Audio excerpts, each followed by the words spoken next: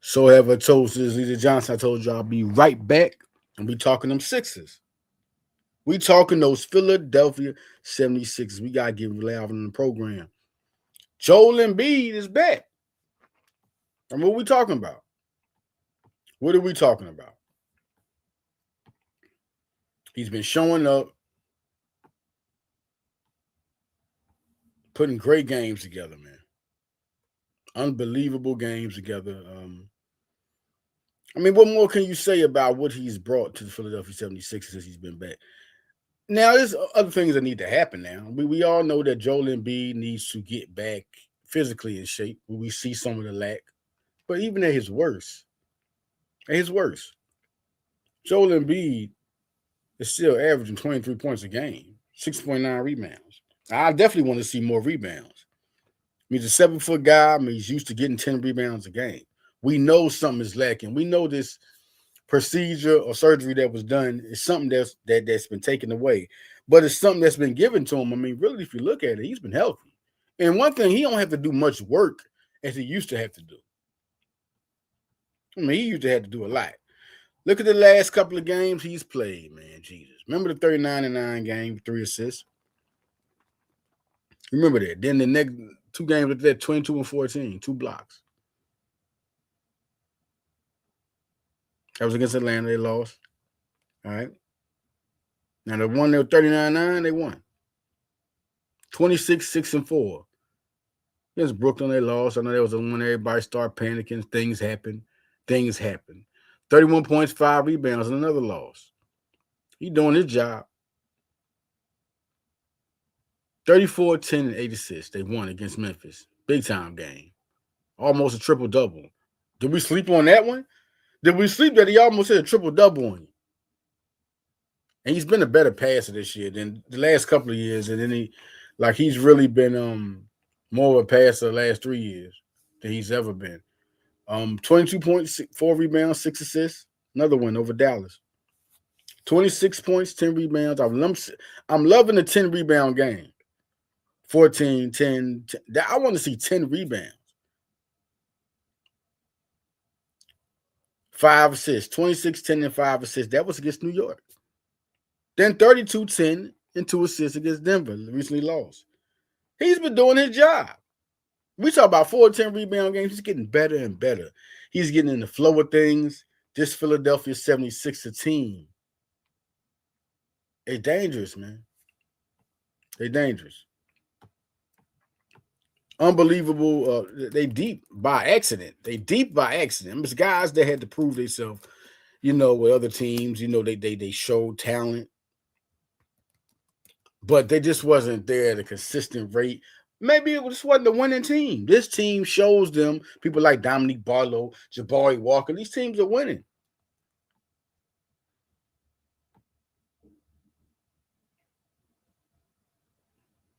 Fourth in the division, 19 and 15. 31 a game for Tyrese Maxey. Joel's 22 and 8. Kelly Aubrey's a guy that'll be back very soon. He was averaging 16 and 8. Did we forget how good this guy was doing? Paul George is averaging 15 and 9. 5 rebounds. 5 total rebounds, 5.5 rebounds, and 3.4 assists. You're loving this Paul George. Everybody that's talking crazy, he's the 4th guy. Paul George is he's shooting 39% from 3, 40% from the field. Like, he's doing what he's supposed to do. You don't want him coming in there. Anybody that's this is a great season for Paul George. He doesn't have to be that guy that's coming in there going crazy, and he doesn't have to be that guy. He does not have to be that guy. And it's a good thing for him. I mean, at his older age, he can still hit those shots on you, step backs. He can still, you've seen him do the monster dunk. He's still doing that. He's still athletic enough to play. He's still playing great defense. Last 5 games, Joel Embiid has averaged 29 points, 7.8 rebounds, 4.4 assists, 1 block. I mean, you're just looking for progress. Because really, we know how great he can really. We talk about 34, 35 point a game person. Now Maxey is that guy. But we know he can be that guy. We just need him to creep back into it. Don't let Joel Embiid rush back into it, and then all of a sudden he gets hurt. I think he had to do too much. Now he has people around him. You know who those people are? Crazy. VJ Edgecombe. Man, when we come back, we going to talk some VJ Edgecombe. Crazy. VJ Edgecombe, one of them guys, man. Listen, this has been a great year. We will come back and we will talk VJ Edgecombe.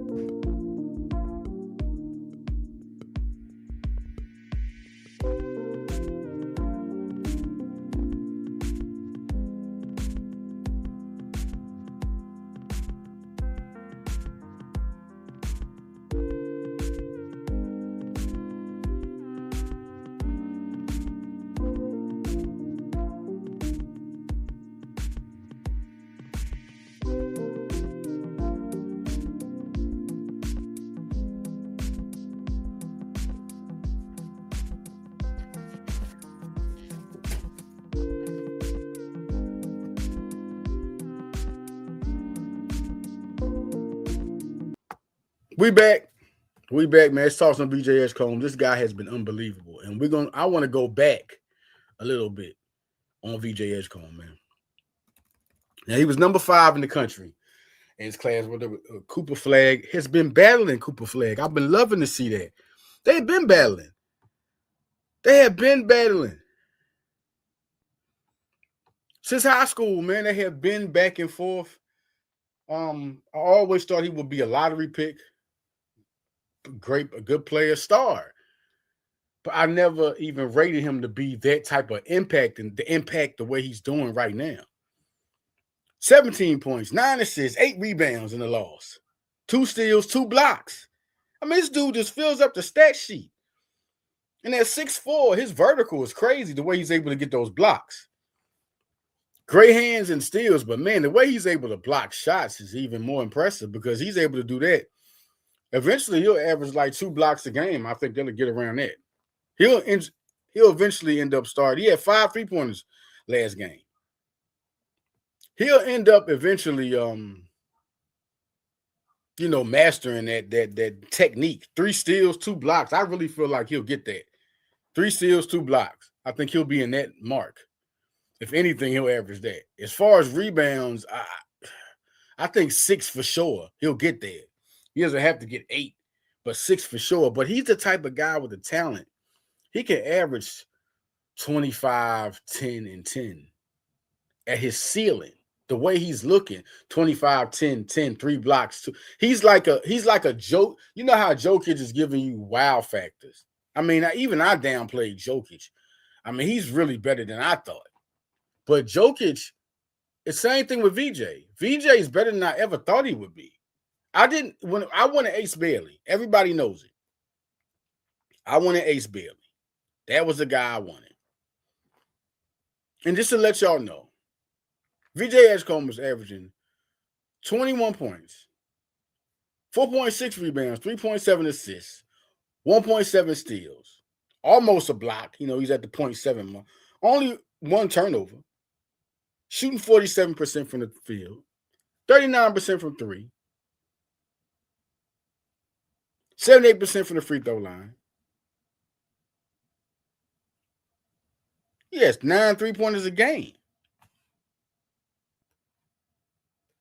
I mean, this guy, listen, we got to be totally honest, man. Just looking at this guy and what he's doing, I'm just not. I'm just going to go back. I wanted Ace Bailey. And Ace Bailey, what he has is a talent. He's going to be a good star. I still think he's going to be a star. But he's still not better than VJ. And I thought Ace would be. Listen, if Ace came to Philadelphia, I think Ace would still be doing the same thing in a way. I think he would be impacting more with Philadelphia. He will be impacting more with Philadelphia. But would he be doing what VJ's doing? I don't know if I can say that. I don't know if I can really say that because the way he plays on the defensive floor. Now, as far as shot making, that's different. I think shot making, Ace Bailey would be scoring. But what VJ is doing as a floor general, because that's another surprise to me. His vertical, I knew he had a vertical, but not as good as he has as the way he's blocking shots and the way he's running block shots down. And he's really doing some amazing shit athletically. Like, and then you're talking about him running the floor. I thought he would eventually get the 3-point shot. I thought that would happen. That was no question. I thought he would, be the type of guy. But defensively and ball handling, as a ball handler, it's kind of crazy. Like, he's sick with it.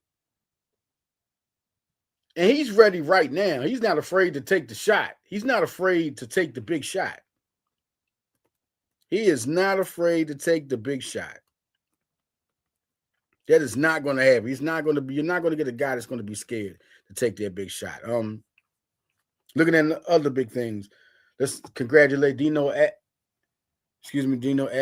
Avdija. Man, this guy was a lottery pick. He was one of the best guys coming out in his draft internationally. 26 points a game. He's starting to hit his stride. 26.8 points a game, 8.3 rebounds, 9.8 assists. And damn, the Portland Trailblazers had a little 3-in-1 stretch. Damian Lillard has returned. I mean, pay attention to Portland, man. This guy's now he's hitting his stride.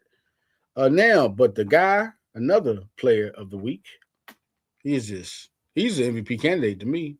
3-0, 34 points, almost 35, 6.7 rebounds, 8.7 assists. I remember a guy gonna tell me, "Oh, him as a point guard." No, what? Are you crazy? Can we say this again? Him as a point guard? No, he's not only leading them in minutes, leading them in points. He has 7.1 assists, and he has 2.7 turnovers. He's not giving the ball up. He's a defensive player. What are we talking about? It just so happens you got a VJ Edgecombe, another player that's a good defensive player. 1.8 steals for Maxey, 1.4 for Edgecombe. 5.3 rebounds, and Maxey has 4.6 himself. VJ Edgecombe is averaging 16.5 points a game. I mean, we talking about rookie of the year. Concanopoulos doing great. Cooper Flagg's doing this thing. Cedric Coward, we got to give him his props over there in Memphis. But VJ Edgecombe, man. I mean, last year, Philadelphia was in the dumps. With him, he upgrades his team. He's added to the impact. You're looking at what they did last year. He's added to the impact of this team. Paul George is healthy, yes. Joel Embiid's healthy now, yes. Maxey's healthy now, yes. But VJ Edgecombe is the addition, just like everybody else is. But VJ Edgecombe, with just 16.5 points a game, what he adds to this team. What he adds to this team.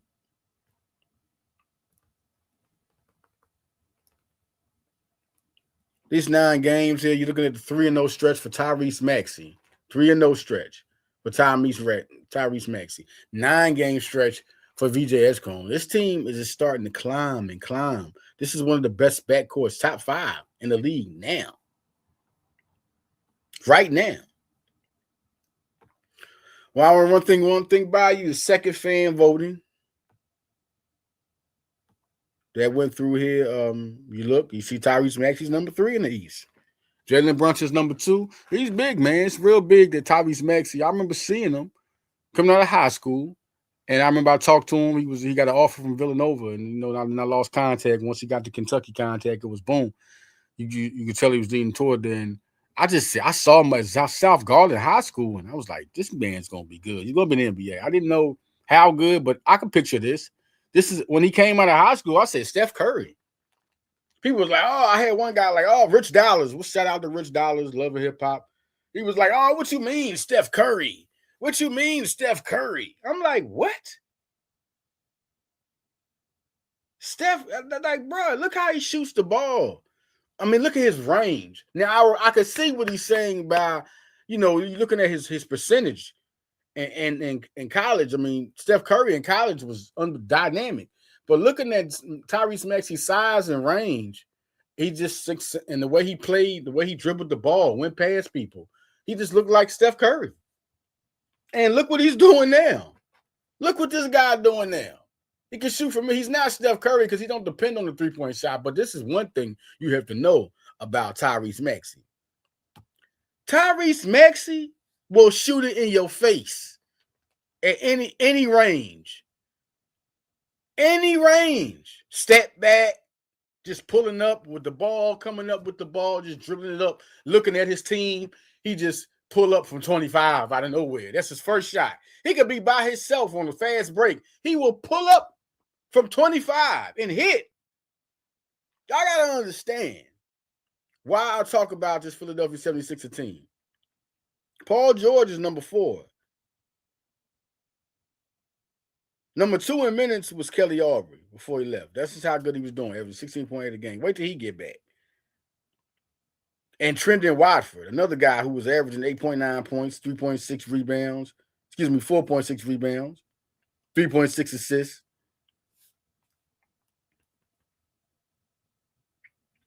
Trendon Watford was also hitting 38% from three-pointer, 53% from the field.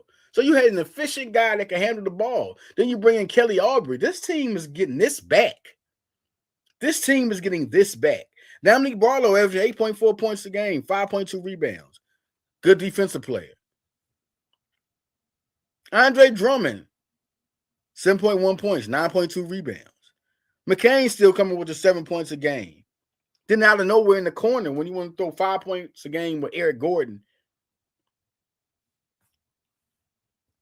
you would say, why you bring up Eric Gordon?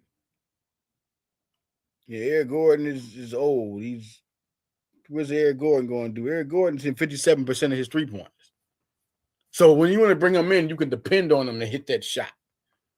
You got a vet coming off the bench that's doing it. Jabari Walker, 4 points a game, 3.5 rebounds.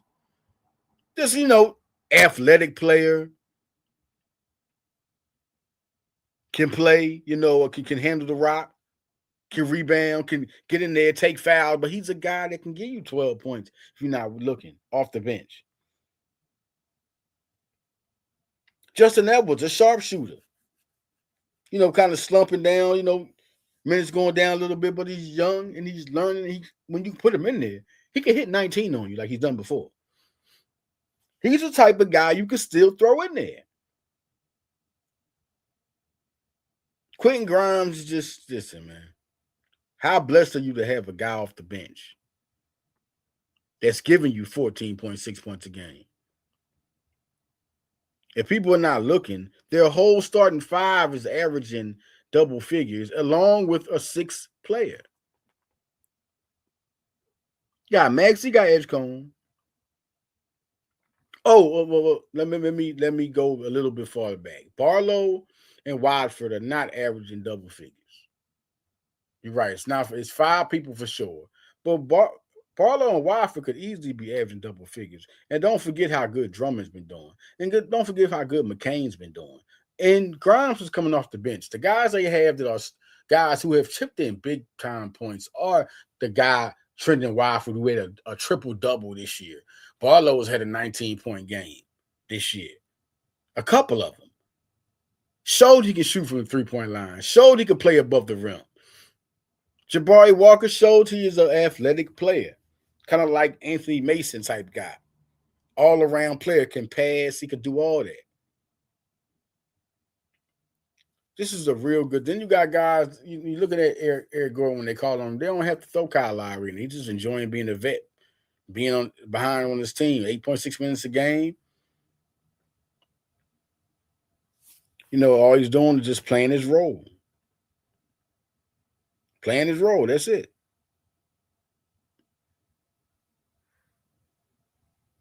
This is a good team. I mean, when you look at it, I mean, the East is different. The East is not really as powerful as they should. And if you look at the NBA, the only team I'm worried about is OKC. They are the most complete team. I'm not worried about anyone else. They lost to Denver, and that was without Jokic. But when Jokic and Murray get back in there, it's going to be the same impact as the guys that had an impact without them. They're going to have to switch up the offense to what it was with them. They had to switch it up before that was different. There was a playbook that Philadelphia looked at that had Jokic and Murray in it. They were ready for it. These guys were young. They were different. They were able to get over. It just was what it was. Good coaching. Philadelphia's ready for anybody. It's OKC is the only team I am worried about. They've been to the championship. They have it. They have the depth. They're still there. Nobody really left. That is what you worry about. Everybody else, Boston, anybody, listen, you get lucky wins, but Philadelphia, the only thing about Philadelphia, they have to keep getting better. They have to keep getting better. They have to keep playing, getting better.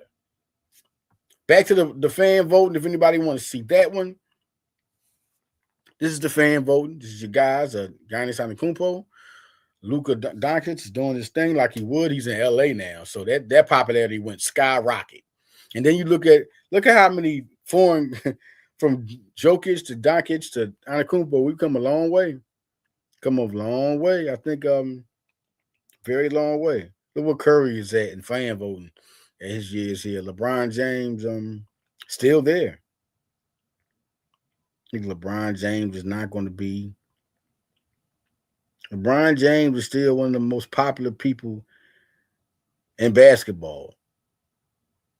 So at his age, to get 1 million votes is him and Curry to get 1 million votes is big. Durant, look where Durant is at.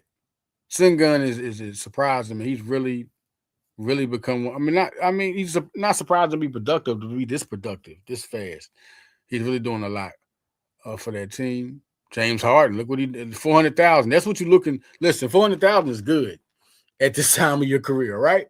So to get 1 million, LeBron James, man. When are y'all gonna put him over Jordan? Never. People are just so. Oh my God, unbelievable. I'm surprised VJ Edgecombe gained fans enough to get as many votes as Cooper Flag, but Cooper Flag is the number 1 pick overall, biggest hype in the draft. Joel Embiid better listen, what are we talking about? He's the third highest scoring center in the league. Only center scoring more than Embiid are Wemby. Listen to me, Wemby and Jokic. Jokic and Wemby are the only two. Nobody so what are we talking about? So he definitely has to be reserved. What are we talking about, coaches? When you see Embiid on there and you're looking for reserves, who are you picking? Who are you picking? You're not picking Embiid. He's an Olympian. He's a gold medalist. You're not picking Embiid. I could see if he was struggling and we're talking about 17 points. Like, oh, what? He's 20 points a game. But it's more better what's happened recently. He's at 23 a game and how he's playing now. That's all-star. That's it. He hit the 39. You're like, okay, that's one thing to hit 39. We want to go back to that. It's one thing to hit 39, right? The first game. But then you say 22 and 14, like, oh, okay. Yeah. 26 and 27 and 6 and 4, like, oh, here we go. Then it's like 31, it's like, oh, shoot. Then when you hit 34 and 10, that was it. Okay, this guy need to be an all-star. Who else right now is that consistent? Just do them games. Then you go to the next 3 games, 22, 4, and 6, 26, 10, and 5, 32, 10, and 2. And you're talking about 2 of those are losses that we're talking about, the last 3. And the one loss was recently, and it was a close loss in overtime to Denver, who's a 23 and 12 team without their stars, but he still had 32 and 10. Like, what are we looking at this stretch right here? I went through the first 5 because there's a point where you break, and I said it. When he hit 34 and 10 after them other games before that, you said, this guy's back. He's back. And this is at his lowest point. And the only reason we're saying low point because he's not going to get the usage as he did before. They're not going to put him in there and let him get used like he did before. So this is good. He can be healthy more. When he was with the other teams, let's go back. The process. He was the focal point. You're talking about when he first came in, he was hurt the first 2 years. We were seeing all the highlights. He hitting these threes. We're like, oh my God, he hitting threes. Remember when he was hitting threes in those practices he was doing with Philly, there were practices. When Joel Embiid was hitting threes in those practices before he became a rookie, when he was in his rookie season, and he didn't even play that season. But in his practice, when he was hitting threes, there wasn't any centers in the league hitting threes then. So this was like, wow, this was like a ninth wonder of the world. We got a man hitting threes, and he was hitting them like, you know, when people try out their three-pointers, he hitting three at the three. This is when he was a rookie, but he didn't play that year. Then the next year, he was hurt again.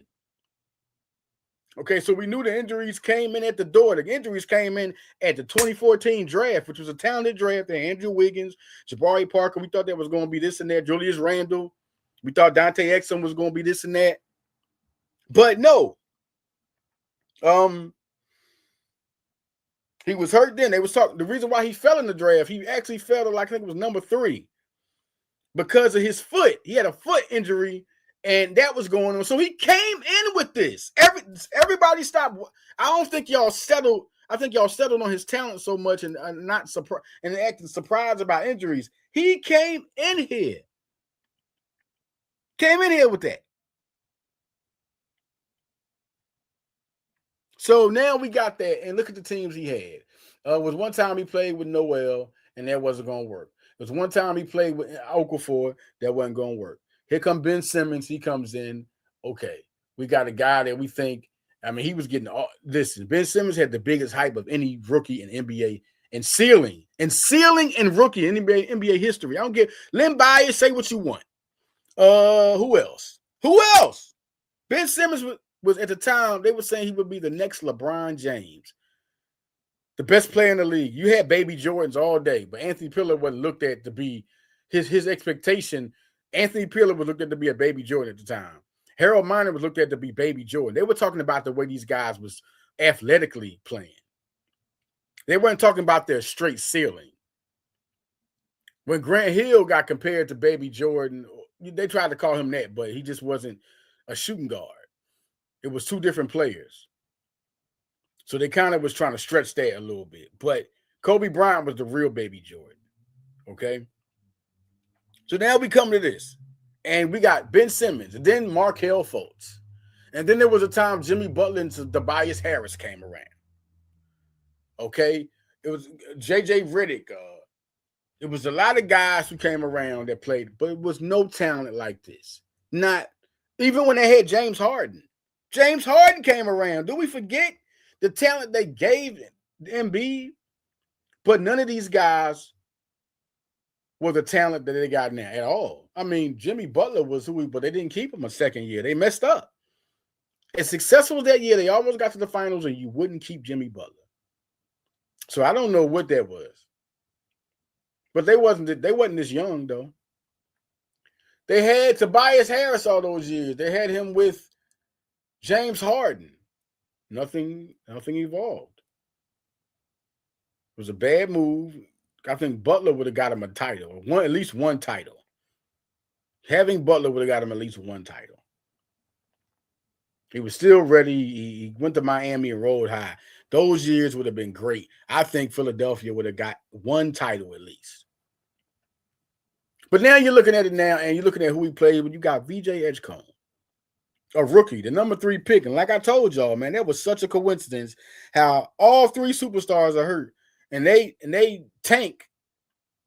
There's no question they tanked. They were playing whoever they wanted to play. If you was in the G League last year, you was coming up.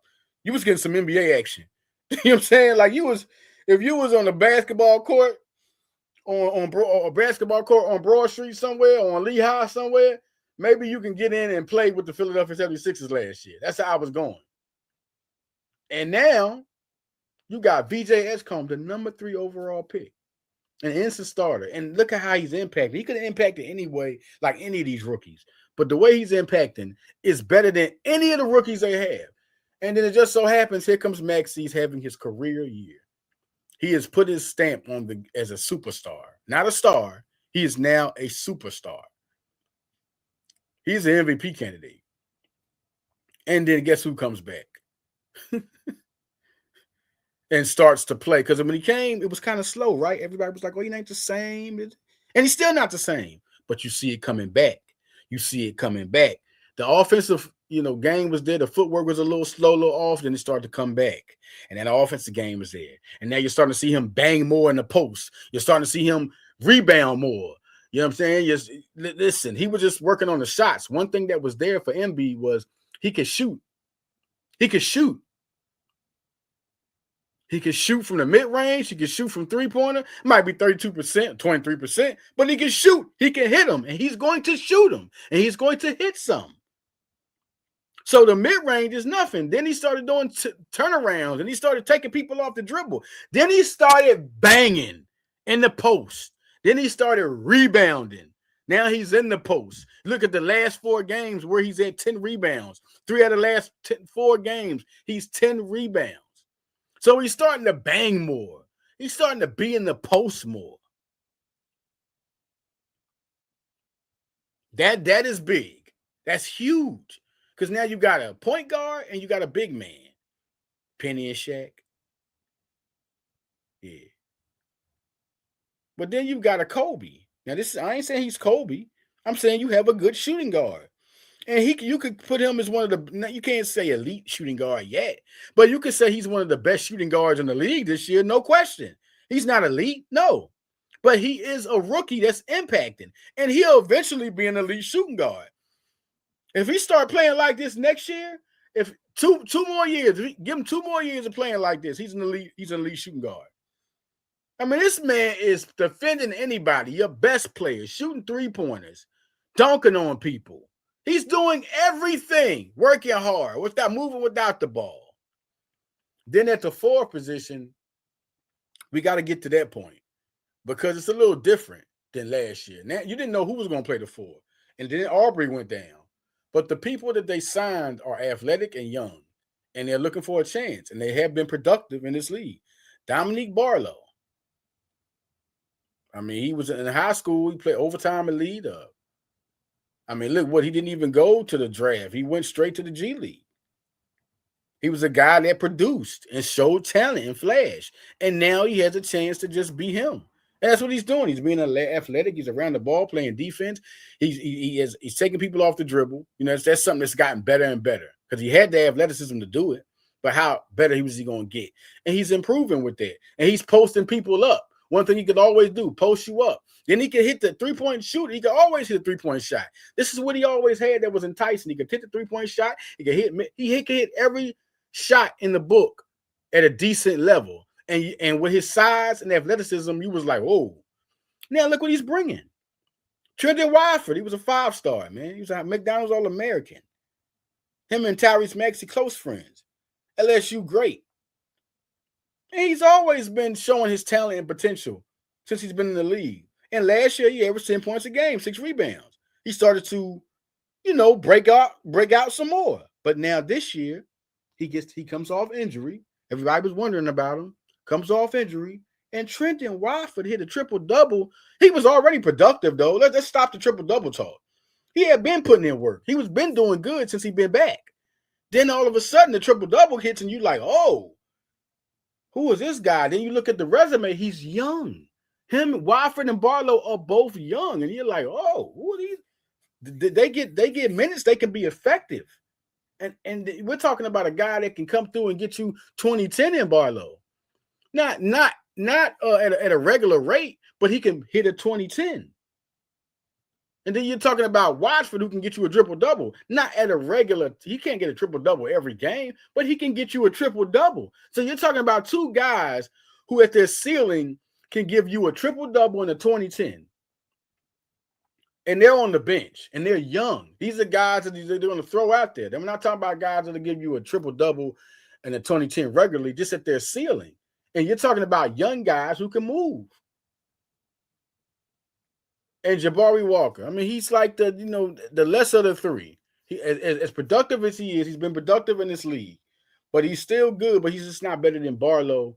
Barlow more athletic, better defense, hitting more shots, hitting better shots, and Walker can shoot those same shots and not hit them as much. And he's not as athletic as Barlow and is better defensively. And Wofford can do everything, every single thing. He's a better all-around talent. And they have these guys on the same team. And then you have Aubrey coming back. This is all at the 4. And then you still got at the center, you got Drummond doing his thing. Then you got, not only do you got Andre Drummond, right?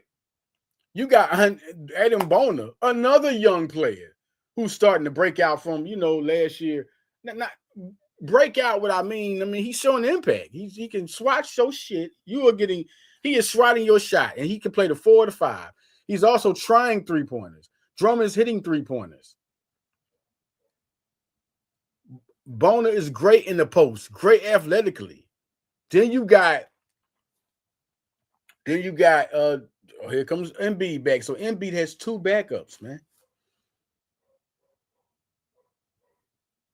I just broke down this whole team. Everybody's an impacting player. Lowry can come in here and give you good minutes.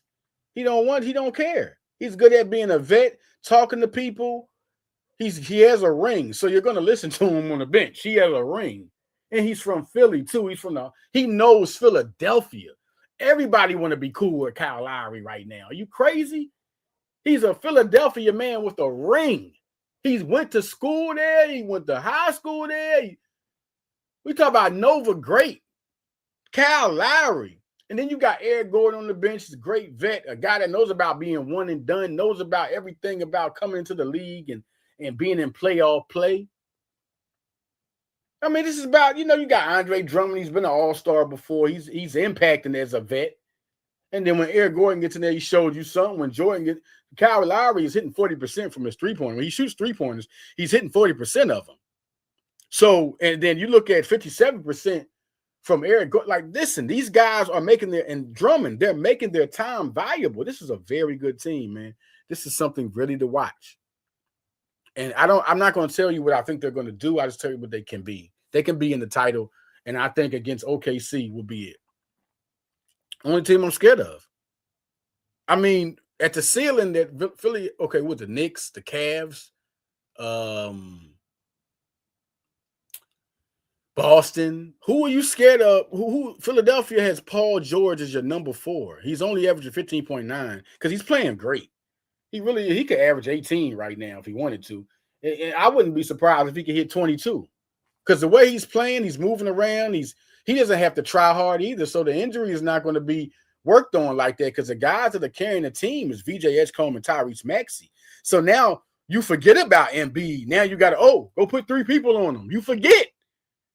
Then they still throwing out the VJ and Tyrese. And then, here comes Paul George. Like, this team right here is only going to get better. After the All-Star break, they'll be better and better. I'm going to be so glad to see this team make it healthy through the All-Star break. This is the big thing. How healthy can they be coming through the All-Star break? Because this is the key. This team is being healthy right now. We want to see what they be until the All-Star break. At their lowest, I think they're going to make the playoffs, and they're a team that could lose in the second round.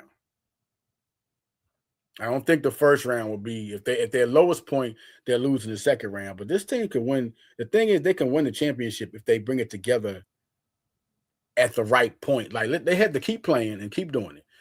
Man, you have Joel Embiid. Tyrese, he's a former MVP. Tyrese Maxey's an MVP candidate. You have Paul George. You have a rookie. You have everything you wish you could. Everybody wish they could have. Impacting top 3 rookie. Generational talent looking like a generational talent. You don't get guys that are 2-way prospects at guard that can do this. He was the second best 2-way prospect in the draft to me. And man, he's proven that. He's really that guy, VJ Edgecombe. And you're talking about Tyrese Maxey, then you talk about Paul George. It's only a matter of time before this Philadelphia 76er team puts it all together, and Joel Embiid is going to be stronger. That's what it looked like he's doing. He's getting stronger. He's getting quicker. He's getting better. Whatever surgery he had to get back moving at the same pace. He's getting better and better and more comfortable. And another thing they all have to do by being healthy, they have to all learn how to play together. You got to understand, it was a real short time that George, Embiid, and Maxey all had last year together to really play together. Now they're all playing together finally. And then also VJ Edgecombe was another impacting player. So everybody has to get used to playing with each other. Only thing that's carrying them right now is that it's a good coach and that these guys are all good players. So they're all playing good when they're playing good. But to play together, you got to know Embiid has to know what shots not to take. VJ has to know what shots not to take. Maxey has to know what shot, and George, because they all guys that can score 30 points on you. They can average 20 points a game. All of them can at least average 20 points a game. These are 4 guys that can at least average 20 points a game on you. I still think Paul George can average 20 a game. Looking at him play this year, Paul George can average 20 a game. You give him 35 minutes and give him the ball, like Maxey's getting, or like even VJ's getting. Like Paul George is playing the back row, like I said before the season he was going to play. Play the back row, fall back, and then, boom, there you go. No question. No question. My guy, what's up, Nick Steves, man? Listen, yeah, I'm all for that. That's always big. I mean, can Paul George stay healthy? It's always big, but do you see how good they looking together? And they're not even really, you can tell they're not all together yet because it's parts they don't know where to pass it. Some guys don't know where to be at. Embiid's still trying to get comfortable on his feet, making his footwork, and he's getting more comfortable. Staying healthy, yeah, that is real big. The only thing I say with that, Steve, is that right now, while it looks like something that could happen, just could, man. Just could, because we got to keep on going with this because we dealt with this for so many years. He doesn't have to do so much work. He doesn't have to do so much work. VJ Edgecombe and Tyrese Maxey are gifts because they are guards, and guards need the ball, and they are comfortable with having the ball. They are very comfortable with that. So now Paul George, he don't have to be that, when we got Paul George, he was supposed to be that second guy or third guy, but he was like highly recommended. And you're looking at him, people were looking at him to average, you better average 20 a game, this many shots. But now Paul George can let the game come to him. And he going to get you when he gets you. And you can see how more healthier he's become. But he don't have to do nothing. And Embiid feels it's real easy because not only does he have VJ Edgecombe and Tyrese Maxey, he has younger players around him. And everybody can shoot too. I mean, everybody shoots good. Nick Nurse has his team from Andre Drummond. He has a good team offense to where everybody's set up to hit their shots. VJ's confident. Tyrese Maxey going to shoot it from the parking lot. He's going to shoot it from the park. Barlow's hitting 3-point shots. Wofford hit one on you. Jared McCain's a good 3-point shooter. Grimes is very confident. He's like Tyrese Maxey off the bench. That's who Grimes reminds. Like he'll shoot from anywhere. I just really like where this team is at. So we got to see. That's the big thing right there, Steve. No question. No question. Is he going to be healthy? We just got to wait and see after this player. That's why I say my thing I said, Nick, was leading up to the playoffs. Leading up to the All-Star break. How healthy is everybody going to be leading up to this All-Star break? Is Embiid going to be healthy? Who's going to be hurt? Because that's going to be important. Because that's going to let you know just how good this surgery went and how healthy he's becoming. Because it's always something. It's always, something. Him and George, I'm looking at both of them. Because we need both of them to even think about winning the championship. Not to say we can't win it without George, but it overwhelms the fact in the players that we have. Because George is playing good. George is playing good. He's playing real good. I'm saying he's playing very, very good. Now, listen, y'all, man, great talking to y'all. I'm out, man. Listen, great follow the leader. Check back with me. Follow me on Twitter. Follow me on Instagram. Follow me on Facebook. I'm out, man. Follow leader.